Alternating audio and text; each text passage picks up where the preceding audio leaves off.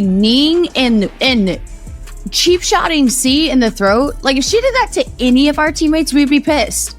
But like, they're definitely targeting her, and the league and the refs do nothing. Take a close look at that body language and notice how Sophie Cunningham's entire demeanor changes the moment the discussion shifts to what unfolded on the court. That isn't simple frustration at all.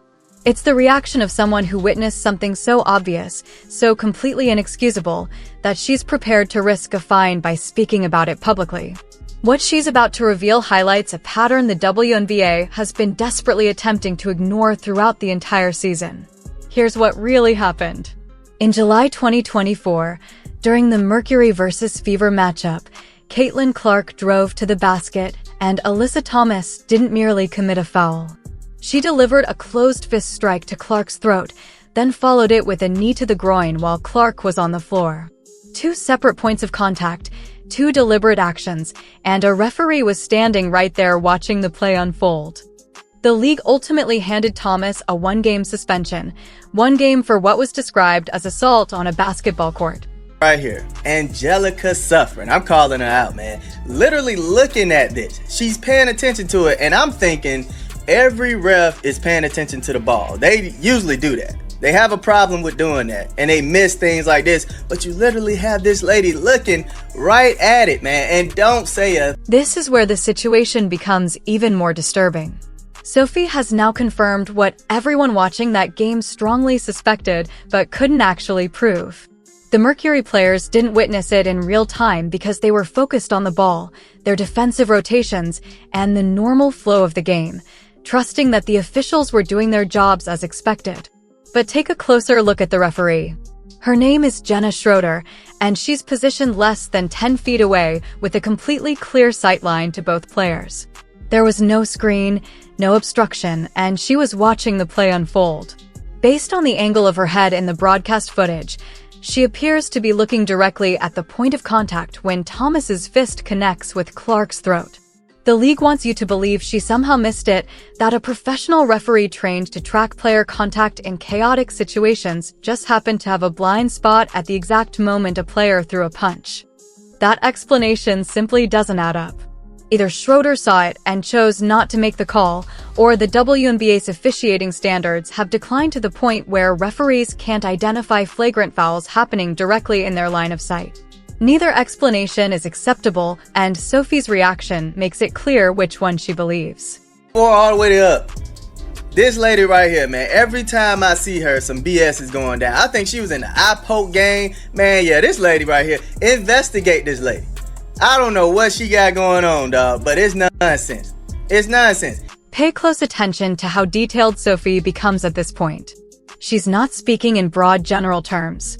She's pointing to specific plays from specific games, including the foul on Kate Martin that wasn't reviewed and the technical foul on Caitlin Clark that seemed to come out of nowhere.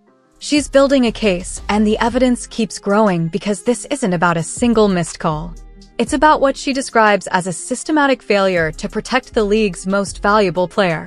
Caitlin Clark brought 3.2 million viewers to WNBA broadcasts during her rookie season.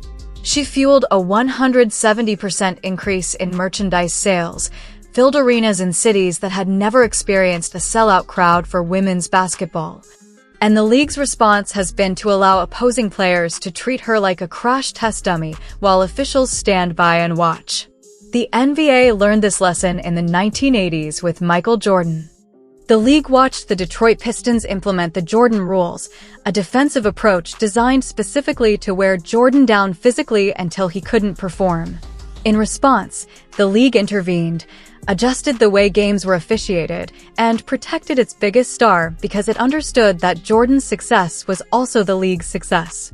Commissioner Kathy Engelbert now has that same blueprint sitting right in front of her, yet she's choosing to ignore it. Why would you ever put me on it? But people are up in arms that Caitlin's not on it, and then also watching her get kind of her ass kicked last night. I do see everyone being like, why does the league not protect this person? I don't want to get in beef with Kathy either, but it is like she's jealous of her, or like thinks that like because she's a bigger face, than her or like anyone the WNBA's had that she like won't give her the platform. It's so weird. This is where the controversy reaches another level. Sophie has now called out Cathy Engelbert by name, not with subtle hints or carefully coded language, but by directly accusing the commissioner of either jealousy or incompetence, while pointing to evidence she believes supports that claim. Take the 30-year commemorative poster the WNBA released in July 2024. It was designed to celebrate the league's history and showcase its current stars, yet Caitlin Clark, coming off what the narrator describes as the most impactful rookie season in WNBA history, was not included. Sophie Cunningham, who by her own description is a solid role player rather than a superstar, appeared prominently instead. According to the argument being made, the league chose to feature Sophie on its major promotional material instead of the player credited with dramatically increasing television ratings. What makes that decision seem even more questionable, according to this narrative, is that the same company that produced the poster, Fanatics, also sells Caitlin Clark merchandise and has licensing agreements allowing it to use her likeness. Because of that, the explanation that image rights prevented her inclusion doesn't appear to fit. The claim is that the WNBA made a deliberate decision to leave its biggest star out of its largest promotional campaign of the season. The question then becomes why. Sophie's theory is that Engelbert feels threatened by Clark's popularity, believing the commissioner wants recognition for the league's growth and resents that a 22-year-old rookie is receiving so much attention. The narrator then points to Engelbert's public statements, arguing they have consistently emphasized overall league growth instead of attributing the ratings increase primarily to Clark, presenting that as support for Sophie's perspective. That should be Caitlin. That should be Kelsey Mitchell. That should be Aaliyah Boston. Like, why are we putting random players on there? I'm one of them. And that's the funny thing, man. I actually thought that it might have been Caitlin's brand getting in the way of getting on that poster, you know, using her likeness and all that. But that same company actually sold necklaces with Caitlin Clark's face on it. So that couldn't be the issue, right? And honestly, man, it would behoove the WNBA and Cathy to actually try to protect Caitlin, man. We seen the Jordan rule come out and how the NBA was protecting Jordan after seeing him get his butt whooped all up and down the court with the Pistons. You saw the Jordan rule come out, man, and it's not necessarily saying nobody is paying attention to the other players. Any dirty foul that happens, I call it. That moment says everything. Sophie has voiced what many Fever fans have been saying for months. According to her, the WNBA should be heavily promoting Caitlin Clark, Kelsey Mitchell, and Aaliyah Boston, yet instead it's placing other players on promotional materials while acting as if its biggest star isn't there. The argument presented is that this isn't merely bad business, but organizational malpractice. The Indiana Fever went from averaging 4,067 fans per home game in 2023 to selling out every home game in 2024, an increase of more than 12,000 tickets per game. The Fever's road games experienced similar surges, including the June 7, 2024 matchup in Washington, which attracted 20,333 fans to Capital One Arena. The Mystics had never drawn a regular season crowd that large in their history. Within this narrative, Caitlin Clark is described as a money-printing machine, yet the league is portrayed as treating her like a problem to manage instead of an asset to protect and promote. Sophie believes that deserves to be called out publicly, even if it results in a fine, because in her view someone has to say it. The narrator concludes by arguing that the Emperor has no clothes and that Cathy Engelbert is failing at her job. Ever seen in my life. So let me take I'm you gonna through agree, actually. I think I've seen you do crazier and that was a weak double tech on both of you, for being honest. Dude, so what happened is, damn, she's always involved. She's always involved in some stuff. Like, get your shit. Next, let's look at what happened with that technical foul, because this is where the officiating starts to seem truly bizarre. Sophie explains the sequence in detail. Alyssa Thomas commits a foul on Caitlin Clark, which by itself isn't unusual, but after the whistle, Thomas does something extra. Dawana Carrington is described as the player who escalates the situation, yet somehow Caitlin Clark is the one assessed with the technical foul. Sophie then walks over to the referee to ask a simple question. If Clark is receiving a technical for reacting, why wasn't the player who allegedly initiated the situation given one as well? It's presented as a reasonable question, asked calmly, yet the referee responds by giving Sophie a technical foul for pointing, not for yelling, not for using profanity, and not for making contact, but simply for pointing. A hand gesture that coaches and players make countless times during games suddenly becomes a technical foul when it's directed at a referee following a disputed call. According to Sophie, this is exactly what she means by inconsistency. The same officials who, in her view, allowed Alyssa Thomas to throw punches without immediate consequence were also handing out technical fouls for pointing. She also compares the one-game suspension given to Kennedy Carter after body-checking Clark from behind with the same one-game suspension issued to Thomas following the alleged strike to the throat and knee to the groin, arguing that the punishments do not match the infractions and that the officials appear to be making up the rules as they go. Man, you're losing it, dog. You're losing it. I don't understand where you're coming from with that. But Lisa Leslie ended up coming in and giving her 10 cents about it, man. Listen to what she had to say. Ladies, your thoughts just as the league continues to work through what many perceive as consistency issues, especially when it comes to games being officiated, Lisa. Well, officiating is tough. I don't know if anybody's ever even tried to officiate. It's not the easiest game. It's one of the most thankless jobs you can do. But in this particular situation, I thought that the last official should have been able to. Lisa Leslie's perspective carries significant weight because she's a WNBA legend, a 3-time MVP, a 4-time Olympic gold medalist, and a Hall of Famer. She's not simply another commentator with an agenda, and even she is saying the officiating was inexcusable. Leslie also makes an important point about how the game used to be played. It was physical, unquestionably competitive, but there was still a code. Players didn't try to injure one another, and if someone was accidentally hit with an elbow or committed a hard foul, they helped that player up, acknowledged what happened, and showed it wasn't intentional. According to this account, Alyssa Thomas did none of that. She hit Clark in the throat, kneed her in the groin, and walked away without even looking back. There was no apology, no acknowledgement, and no reaction.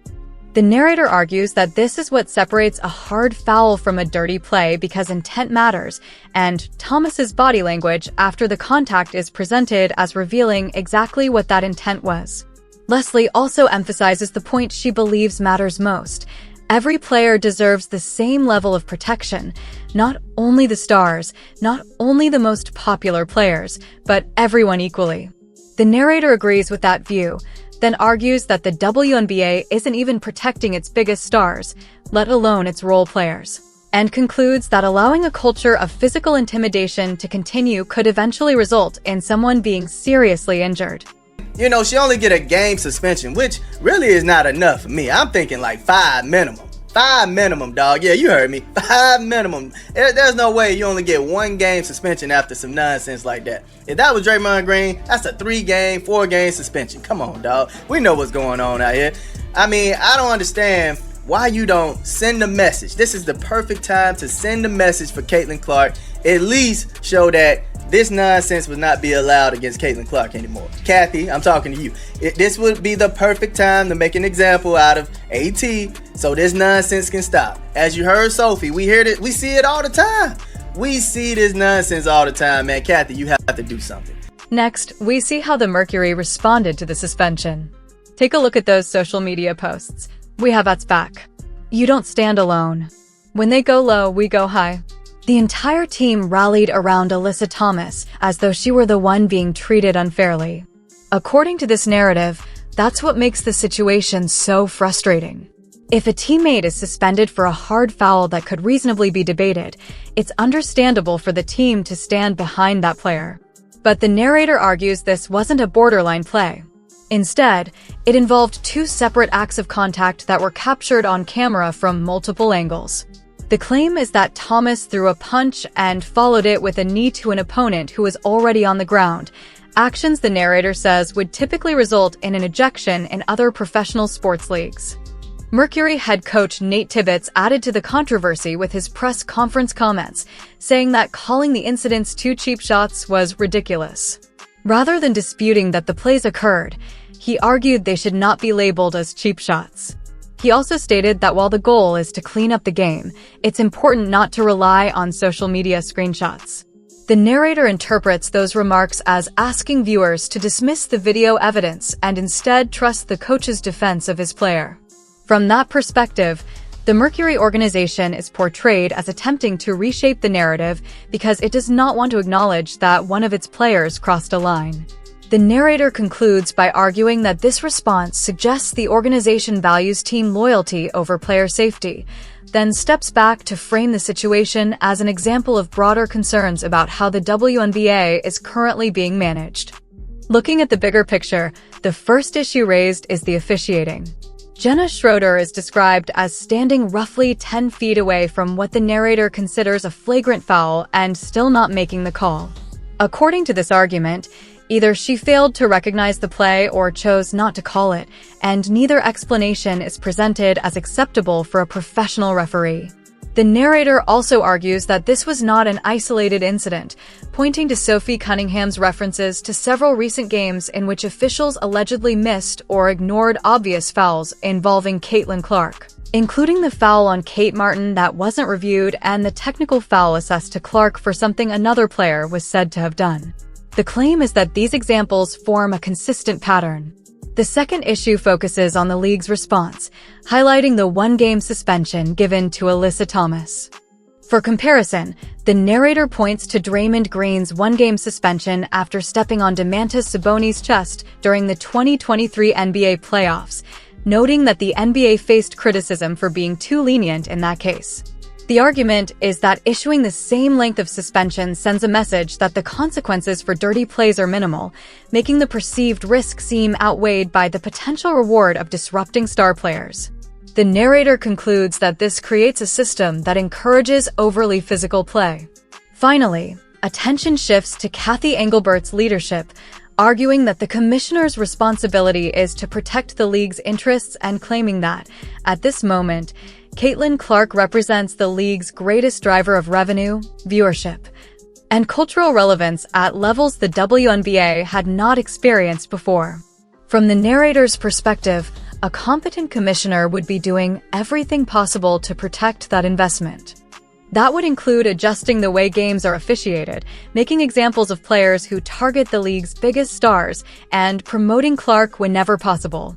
Instead, the argument is that Cathy Engelbert left Clark off commemorative posters, downplayed her impact during media appearances, and allowed a culture in which officials could ignore flagrant fouls without facing consequences. The narrator suggests it almost appears as though Engelbert resents Clark's success and wants the league's growth to be credited to her own leadership rather than to one generational talent. According to this view, that approach could ultimately cost the WNBA millions of dollars in potential revenue and fan engagement. The fourth issue raised is the Mercury organization's response. Rather than holding Alyssa Thomas accountable, the narrator argues the team has rallied around her. Nate Tibbetts is accused of dismissing what the narrator believes the video clearly shows, while players posted supportive messages on social media as though Thomas were the victim. The claim is that the organization has placed team loyalty ahead of addressing concerns about one player's conduct on the court. The narrator then argues this matters because Thomas is portrayed as having a history of similar behavior, referencing an earlier chokehold involving Angel Reese and hard fouls against multiple other players. Instead of being viewed as a single emotional moment, these incidents are presented as part of a broader pattern that the league has allegedly failed to address. Finally, the narrator asks what message this sends to incoming rookies such as Hannah Hidalgo, Kiki Ariafin, and other top college players preparing to enter the WNBA. The argument is that they have watched how Caitlin Clark's rookie season unfolded, seen the physical play directed toward her, observed officials' responses, noticed her omission from promotional materials, and witnessed opposing players celebrating after her injury. The narrator concludes by questioning why those future rookies would want to become the face of the league or participate in promotional events if they believe the league will not protect them from similar treatment. The narrator argues that the WNBA is discouraging its future stars from embracing the spotlight, a decision that could have lasting consequences for the league's long-term growth. Sophie Cunningham is presented as being right to speak out, even while risking fines or possible disciplinary action by voicing her concerns publicly. According to this perspective, the fact that a role player feels compelled to defend the league's biggest star because the commissioner has not done so says a great deal about the current state of WNBA leadership. The narrator contends that the league already had a blueprint to follow, pointing to how the NBA handled a similar situation with Michael Jordan during the 1980s by protecting its star, adjusting officiating, and making it clear that targeting marquee players would bring serious consequences. The argument is that this approach helped Jordan become the biggest athlete on the planet while the NBA experienced tremendous revenue growth. The narrator believes Caitlin Clark has the potential to do something similar for the WNBA, noting that the ratings, fan engagement, and merchandise sales are already there. From this viewpoint, the league simply needs to protect and promote her, yet it is instead moving in the opposite direction. The narrator further argues that if Clark's career is shortened by injuries from dirty plays, or if she eventually decides the constant physical play is no longer worth enduring, the league will bear responsibility for those outcomes. The suspension given to Alyssa Thomas is described as being far too lenient, with the narrator arguing it should have been at least 5 games and accompanied by a public statement from the commissioner, making it clear that such behavior would not be tolerated. The conclusion is that instead of sending that message, the league issued a 1-game suspension while Mercury players publicly expressed support for Thomas, leading the narrator to characterize the situation as an organizational failure from top to bottom, citing poor officiating, weak discipline, ineffective leadership, and a failure to recognize and protect the league's biggest star.